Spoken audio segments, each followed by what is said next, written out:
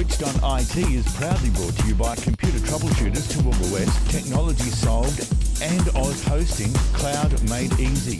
Welcome to Switched on IT, the 2020 season of this program. I'm Barry. We are going to look at all kinds of interesting things in this season of Switched on IT. Our hosts, Ray Sidney Smith from Washington, D.C., and Doug Endersby from Oz Hosting in Sydney will be with us shortly. They're standing by now. In this series, we're going to do some different things this year. We're probably going to look at some little more controversial topics and keep these sessions very current for what's important to you. Now, in order for us to do that, we need to know what you want to know.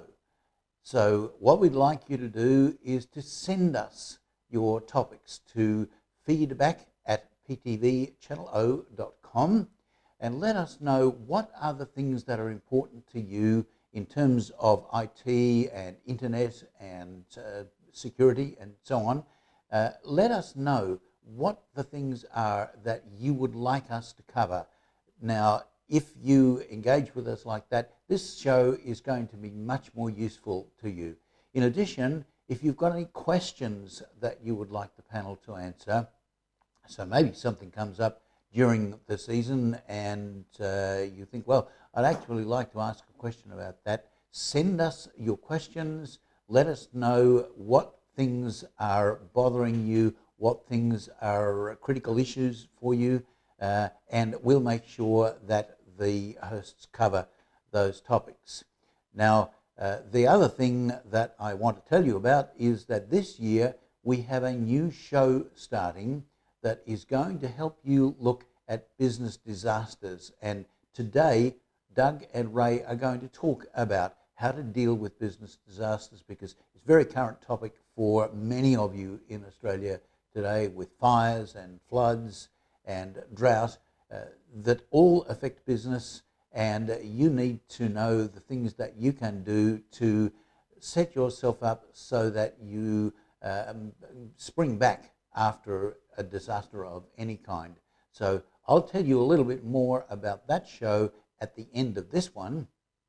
For now, I'm going to turn this over to Doug and Ray and let them talk to you about how to deal with disasters in your business. The recording's already set up? Okay, so the recording started, so you can take it away whenever you're ready. Correct. Thanks, Barry, and that's a good point you make. Ray, for businesses, particularly in sort of regional areas, whether it's in the United States or in Australia, sometimes they can get external shocks. And we've certainly seen that in Australia. We've seen it in California with the forest fires, with what we call the bushfires here. The challenge for many businesses, particularly if they're in sort of holiday/vacation oriented areas, is that they make the revenue that sustains the business for 12 months in 6 or 8 short weeks. And if that revenue is under threat, if it's taking a bit of a hit, it's very difficult for them to recover from the impact of that. Outside of the regions and in the major capital cities right around the world, I think we're also seeing the coronavirus, which is now being called COVID-19, impacting the trading conditions for people, particularly those that operate in shopping malls or in high streets where there's always a high concentration of people, and people are starting to stay away from areas that are quite crowded with people. So from a marketing angle, we've talked a lot about online marketing strategies and using your website more effectively, using social media tools more effectively, and so on. When these external shocks begin to affect businesses in this way, what do you feel as though are the right things to do? Now, maybe let's start with your online strategy and your website.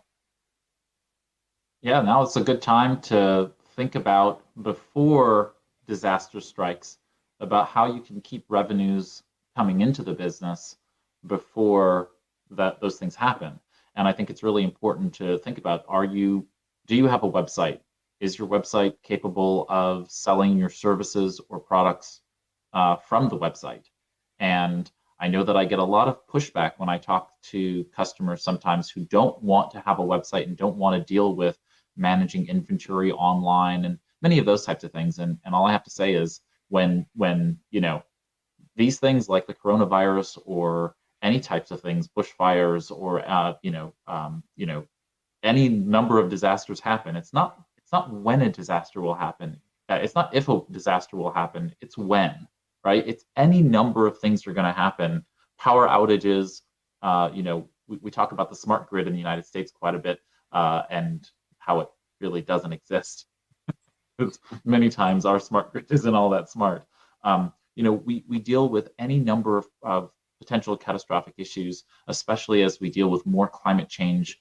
And really, from my perspective, climate change is about moving that which is stable to that which is unstable. So it's high variability, which is not great for business, right? If we have high fluctuation in temperatures, high fluctuation in changes in the way in which we deal with the world, then that doesn't allow us to be able to have regular inventory being delivered on time. You could have long outages of different types of things like power and internet, those kinds of things. And so giving yourself the stability of being able to continue to sell, I'd rather you be collecting revenues and still having some level of business coming in when disaster strikes than not.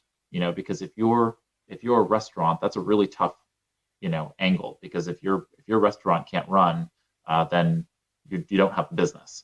But if you're selling your restaurant's famous barbecue sauce, on your website, and you've got an inventory that's shipping that stuff out and can still ship it out subsequent to a disaster, well, then you still have a revenue driver that can still be bringing in income.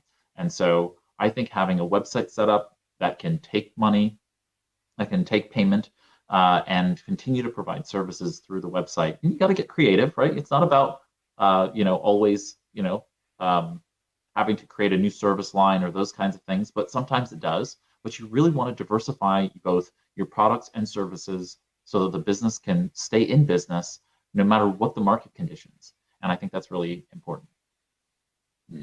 I think one of the things that is tough on businesses that are affected by these kind of extreme events is that I think also potentially their customer base themselves don't know if they're operating, if they're functional. And so, by the very fact that you actually have a website, certainly a lot of us, as our standard way of engaging with businesses these days, is to check the business out online before we drive over there to buy whatever it is that we might need. So it's very handy to be able to bring up a business's website on your mobile phone before you go over there. Check whether they're open at the moment. Check their trading hours. Check the Google map and make sure that they're where you think they are and they haven't moved.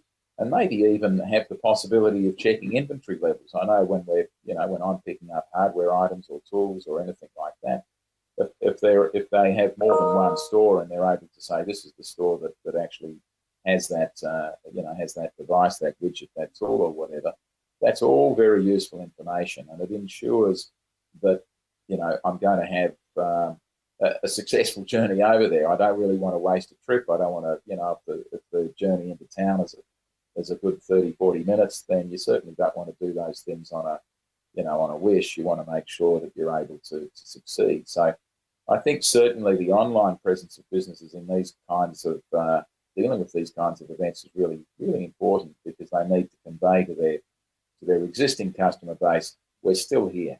We're open, we have inventory, and we're ready to welcome you into the store. Otherwise, you're really running the risk that people would be sort of held away. Is your computer driving you crazy? Is it slow or doing things you didn't expect? Well, having a computer crash or pick up a virus can be a complete nightmare for a business, so having someone local you can trust to get you up and running again is critical. The dedicated team of experts at Computer Troubleshooters Toowoomba West will put your mind at ease from the moment you walk through the door and will get your problem solved in no time with a 100% guarantee on their work. Laptops, tablets, PCs, whatever you have, Roger and the team can fix it for you. So visit them today at 236 Bridge Street, Newtown. Can't get in to see them? No worries. Just call them on 4642 1331 and they'll come to you. Toowoomba Troubleshooters Toowoomba West on the web at www.computertroubleshooters.com.au/Toowoomba West. Oz Hosting is proud to support Switched On IT in bringing practical help to Australian businesses. We're talking to literally hundreds of businesses every day about their IT services, how to make them more efficient, how to make their businesses more efficient, and how to protect their valuable data. If you'd like your IT services securely hosted right here in Australia and expertly managed, talk to Oz Hosting.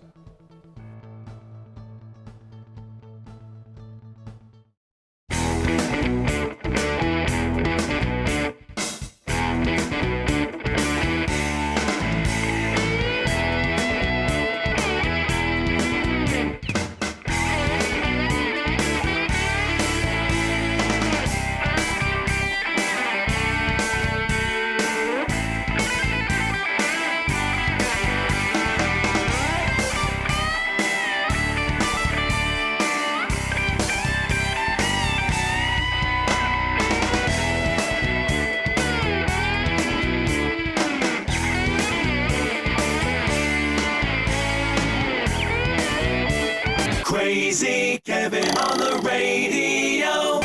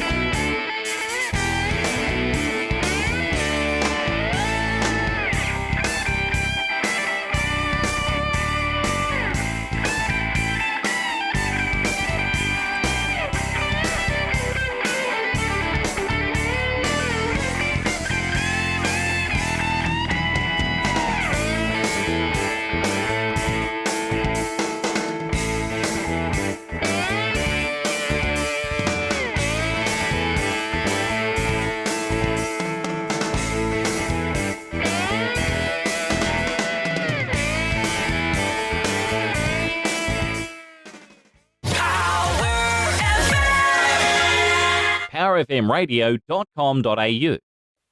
It's obviously a little bit more difficult with people that are in sort of holiday/vacation areas to try and, get their customer base back. And I think that's where you need to think a little bit more creatively. But certainly, I know for a lot of businesses that have been dealing with cancellations, they probably need to try and get on the front foot and communicate with their customer base that we're still here, we're still operating.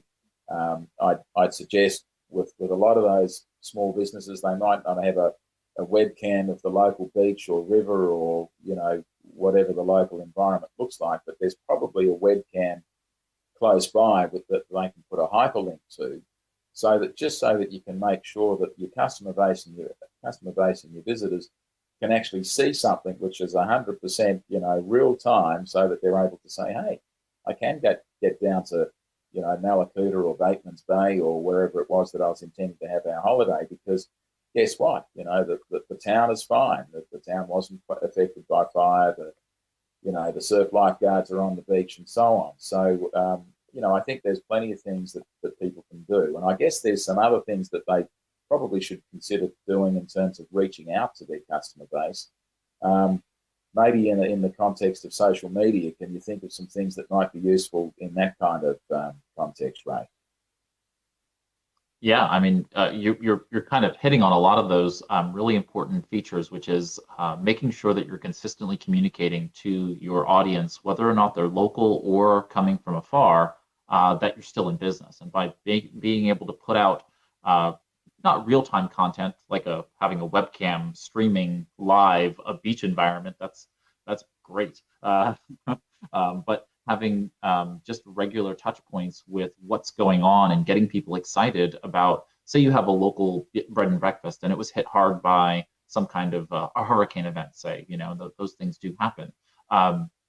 Communicating the rebuilding and the fixing up of that location is actually really exciting for the person who has a vacation in 3, 5, 6 months from now. And that can actually help to shore up the business and get you ahead of other people who might not be doing that kind of fostering of business coming down the pike. So make sure that you have insurance, for this kind of thing, because I see that a lot in these environments where small business owners decide it's not worth the risk, or it's worth the risk, I suppose, to not have insurance. But in reality, if you are in some kind of coastal area, or if you're in some kind of area that has, a large number of destinations and a large number of tourist, visitors, you really need to pay attention to how you're fostering. Maybe if you're going to be out of business for the next month or 2 months, you want to make sure that the next, 2 months of the season are going to be really well packed. You want to make sure that you're fully booked for those periods. So set up the social media so that you're able to communicate to people what's happening on the ground, because people will want to support you. People are naturally interested in supporting businesses that they're going to go, enjoy, when they go on holiday. So I think putting out content that talks about the rebuilding process, and maybe you can say things like, well, I really always disliked the sitting room in the lobby, and we have the opportunity to change the furniture out and make it a little bit more inviting for our guests.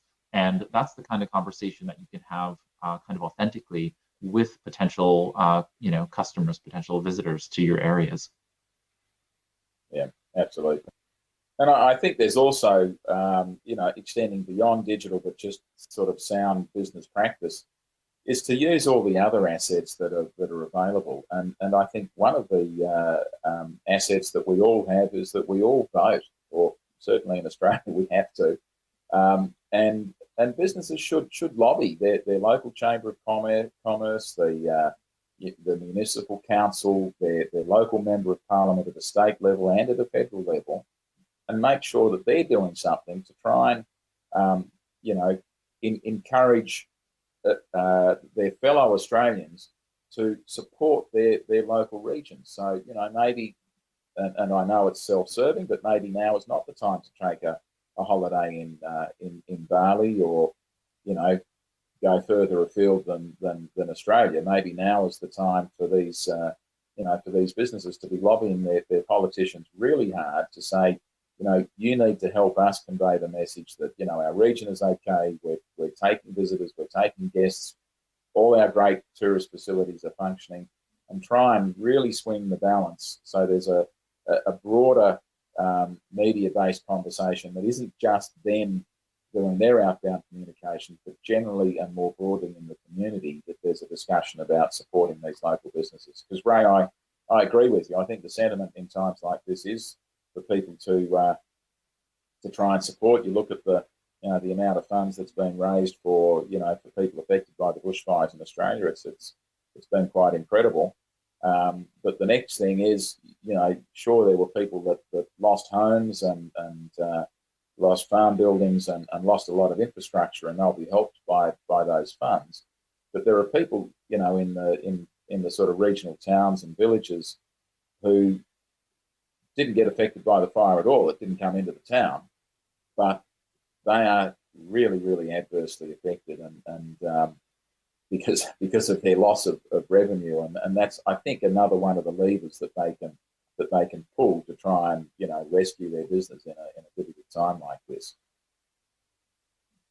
Absolutely, letting people know that they're still in business, and that they're open for business, and that they can help, and that you as consumers can go out there and help those businesses just by patronizing them, and that's an important function and role.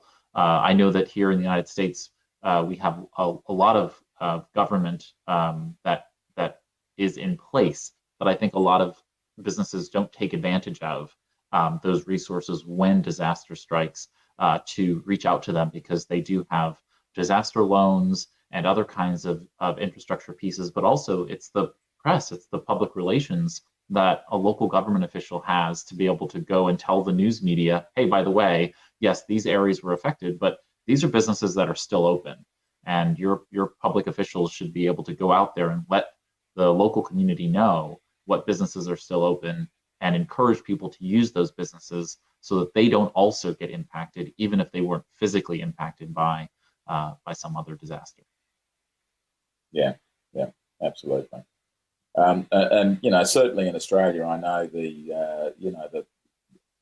the annual household expenditure in the sort of the top 10% of households on overseas travel is it's a really big number, and to the extent that some of that can be redirected to holidaying and vacationing inside of Australia, it would make an enormous difference to those regional towns and villages.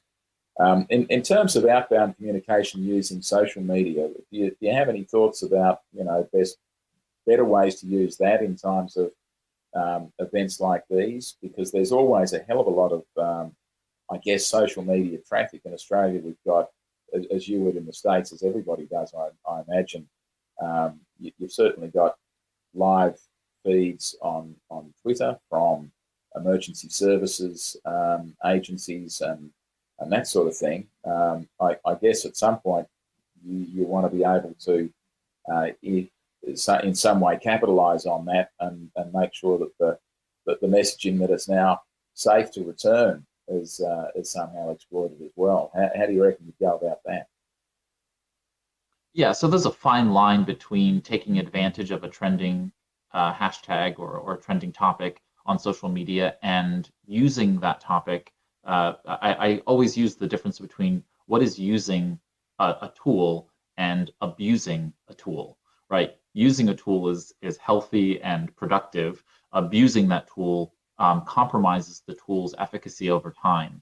And what I see many, kind of nefarious people do, nefarious marketers do, is that they'll just use any trending hashtag or any trending topic to be able to get eyeballs on a topic of their choice. But the reality is that over time that compromises their reputation and otherwise. So it's important for you to think about, how are you really communicating genuinely about being open for business, being ready for business, and being impacted by this particular thing that's happening, and being prepared with the appropriate communications. So one is, when a disaster strikes, if you have any scheduled content, you never know how that scheduled content is going to be read or understood in the context of a disaster. So shut off all the scheduled stuff, because the last thing you want to do is to have something scheduled that's about, a rumble in my tummy when there's a major earthquake and it swallowed 1,000 people, right? You don't want to have those kinds of public relations nightmares happen because we're being fun and cute and interesting in a social media post, but that scheduled post doesn't take into account the sensitivity of the time. So one is shut down all scheduled posting. Two is then in real time, you need to manage the communications and think about what's happening in the business and what do you need to convey in and around those pieces, and then effectively use the hashtags. Use, across all the social media platforms now we have corrected the matter, as I say, which is that all of the platforms now have hashtag usage. So that means we're allowed to follow and pay attention to topics. And you can follow, for example, on Instagram, you can follow a hashtag. You don't have to follow specific profiles. You can literally just follow a hashtag for that particular topic. And that allows you to be able to post into that topic feed, as well as follow the conversation within that topic feed. So you can do that on Facebook and Twitter and elsewhere. And your goal is to be able to put out content that talks about where you are in your business. If your business is closed today, let people know about that. And if you're going to be open tomorrow, let people know about that also. And so you're continually communicating the status of things about the business. And I think that's really helpful for people to be able to understand where the business is, where it's going to be going. And it gives you the most authentic voice And I think people really like that. People appreciate the authenticity of, during a disaster, getting and hearing the owner or the staff talk about what's really happening on the ground and what they can do to help those business owners at those times of need. If you've lost your income or had a change of earning capacity through no fault of your own and are struggling with debt that you can no longer handle, you probably feel a bit like this ant. If the struggle is getting you down and you feel overwhelmed, there is an answer. Central Liaison has helped thousands of people break free of the debt struggle by handling their debt for them. Freeze all interest, stop the harassing calls from the bank and start enjoying life again. Call them today on 0409 344 070 for a confidential, obligation-free chat about how Central Liaison can help you take your life back. The number again, 0409 344 070. Call them now. Is your computer driving you crazy? Is it slow or doing things you didn't expect? Well, having a computer crash or pick up a virus can be a complete nightmare for a business, so having someone local you can trust to get you up and running again is critical. The dedicated team of experts at Computer Troubleshooters Toowoomba West will put your mind at ease from the moment you walk through the door and will get your problem solved in no time, with a 100% guarantee on their work. Laptops, tablets, PCs, whatever you have, Roger and the team can fix it for you. So visit them today at 236 Bridge Street, Newtown. Can't get in to see them? No worries. Just call them on 4642 1331 and they'll come to you. Toowoomba Troubleshooters Toowoomba West on the web at www.computertroubleshooters.com.au/Toowoomba West.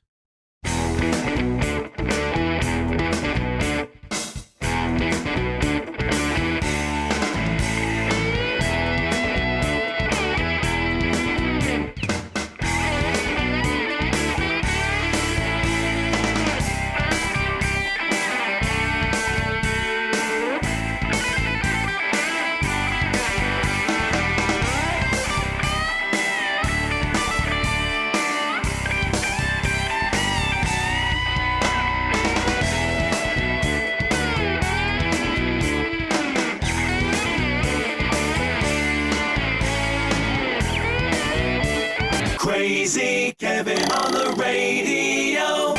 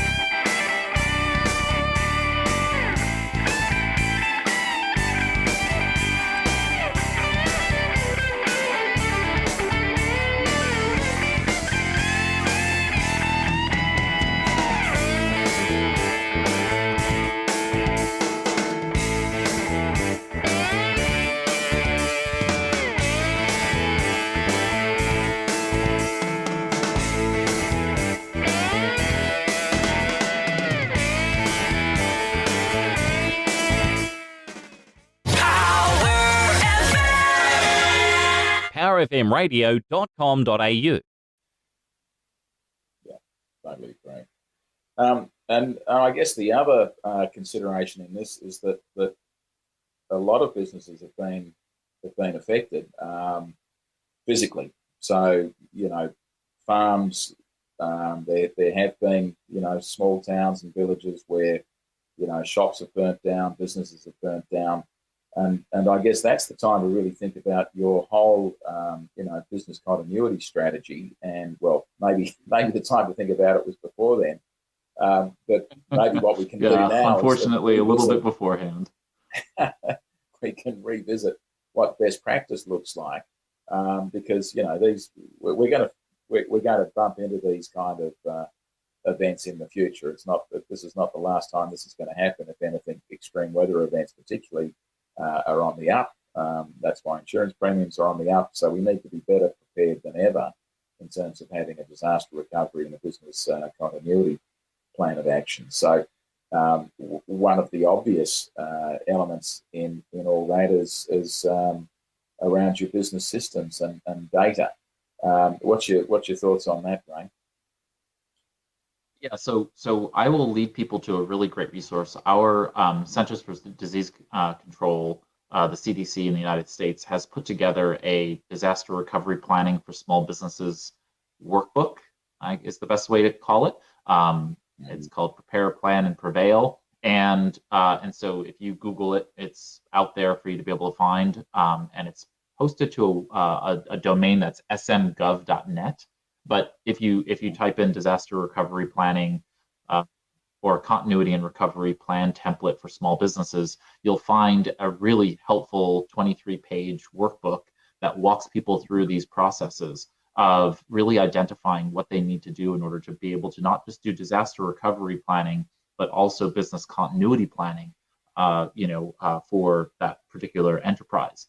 The things that we always talk about, Barry, though, we have several episodes in the replays that you can watch on having an effective backup and making sure that you have those series of backups that allow you to make sure that you can get your data restored, and you can make sure that you are not losing data throughout the course of this, and things like cloud backup, which you're much more aware of, Doug, than I am, and making sure that you have the effective backups in the cloud so that you can continue to run the business from anywhere, even if you find yourself in a place where the local backups have been damaged, destroyed, or just are inaccessible.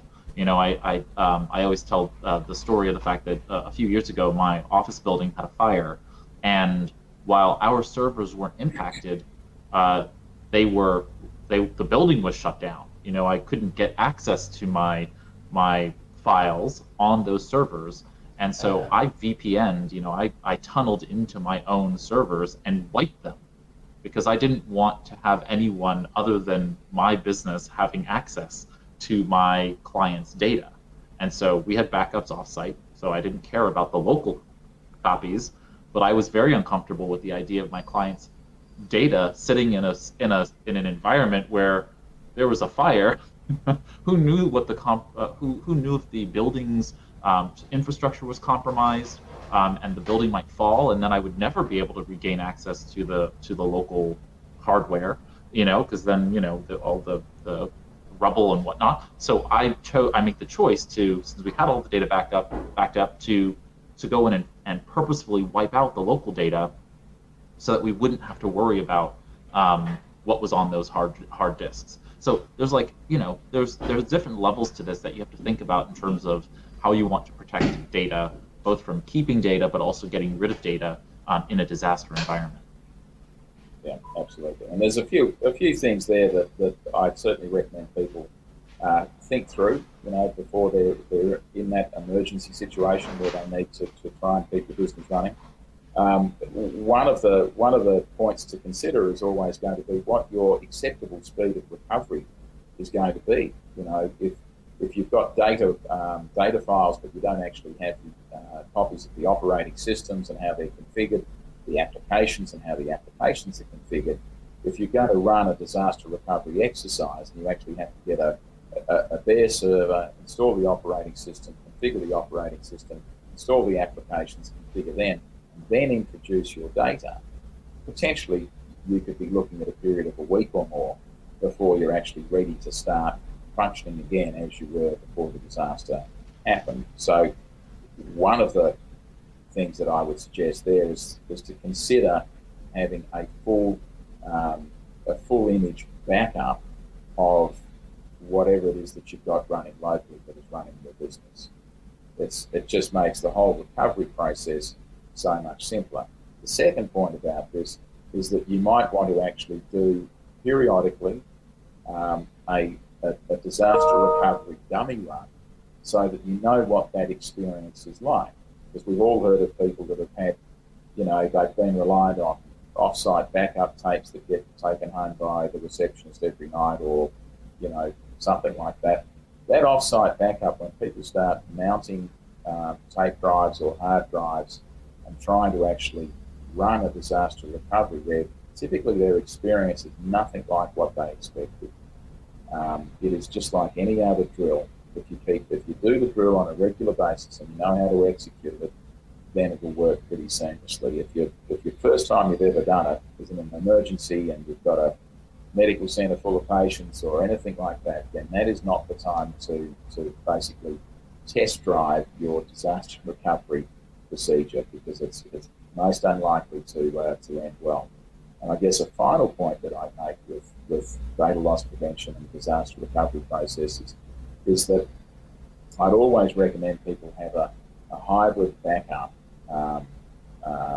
capability in place. And by hybrid, I mean, sure, have some a network attached storage device or some external hard drives that are running a backup. But a hybrid means that you can actually run local backups and maybe on quite a different backup schedule to a cloud backup, but also have the cloud backup. So then if the premises themselves, they're robbed, they're fire affected, they're flooded out or whatever, then you've always got the cloud version to go back to.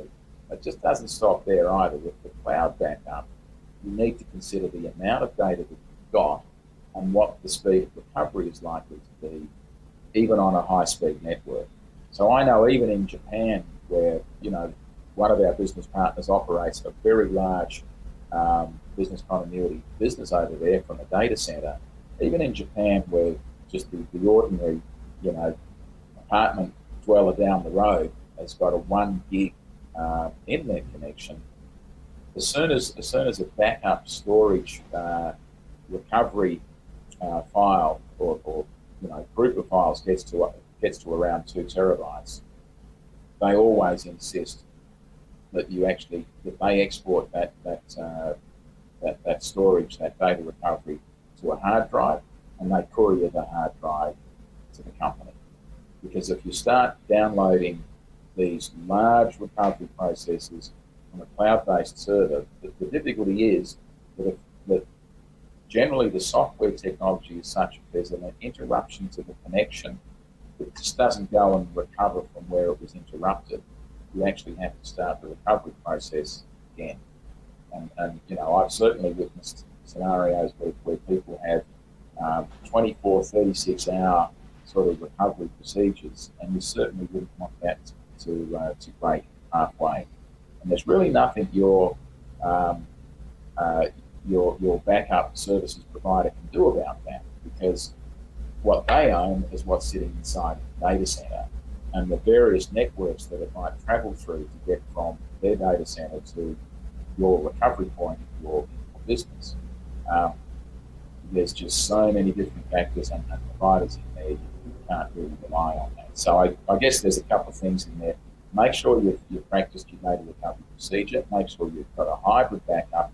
And if you've got a hybrid backup and it's in a data center somewhere, make sure that provider is able to say, yeah, sure, if you want to quickly put it on a hard drive and courier it to you, and sure, you might pay for that. That might cost $400, $500, $600 to do that, but that can be substantially better than having the business inoperable for up to a week or even longer. Yeah. So Ray, there's some a bunch of things, key pointers, key factors to consider for businesses in that DR and business continuity space. Have you got any other elements that you'd like to add or comment on? Yeah, only one final thought about those who are working in a predominantly web-based environment like I am. So, all of my software and so on and so forth are really web-based tools. And for your primary tools, you should really consider where and how those tools will be impacted if their servers are in a particular area. So for example, if you have a web host with local servers and maybe they have many distributed servers across the country, you still need to make sure that you talk to them about what their business continuity plan is should something impact them.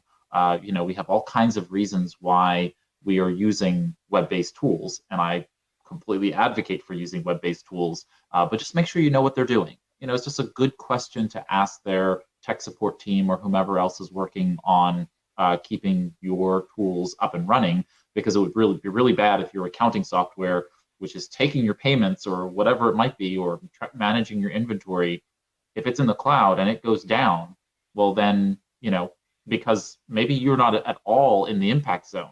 Say you're in a different country, but something happens overseas and it affects their data servers, that's going to affect your business. So you really want to pay attention to how that data is being managed and being kept up, uptime for that data and databases, so that you can make sure that your business stays in business. So just keep that in mind, that sometimes it's not about you being physically impacted locally. It's sometimes you being impacted because you have a cloud connected software service that is impacted in that local jurisdiction. Just keeping that in mind as you move forward. Yeah, that's a good point, and I'd have to say, as a guy that works in that hosting space, I don't have too many people asking us where our servers are. Sure, it does happen quite frequently, but it's certainly worth considering, where the servers are, what kind of data center it is, and making sure that it's in a, I guess, an enterprise grade facility that's got a high level of redundancy. Thanks, Doug and Ray, for that really important session. Now, I know that many of you, as I said at the beginning, will be struggling with trying to keep your heads above water in the face of the threats that we have currently, not the least of which is the coronavirus, and of course fires, floods, and drought. And we seem as businesses to be constantly dealing with these issues. Now, again, I would like to stress that if you have something in particular that you would like Doug and Ray to deal with, please let us know. Feedback at ptvchannelo.com will get you to us. You can also send us a message on our contact page on the website. So simply go to ptvchannelo.com and go to our contacts page, and you can send us your contact there.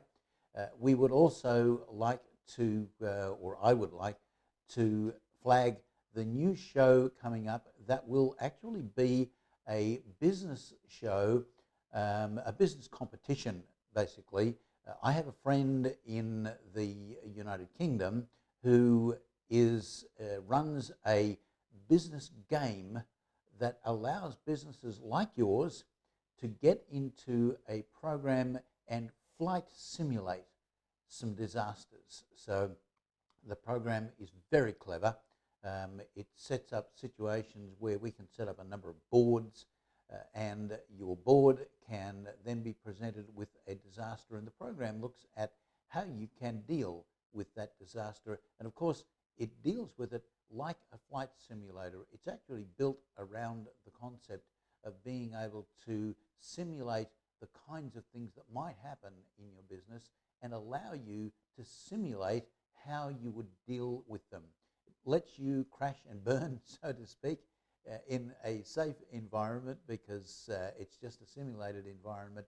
But then you can take those lessons back into your business and apply them on a real level. So keep your eye out for that.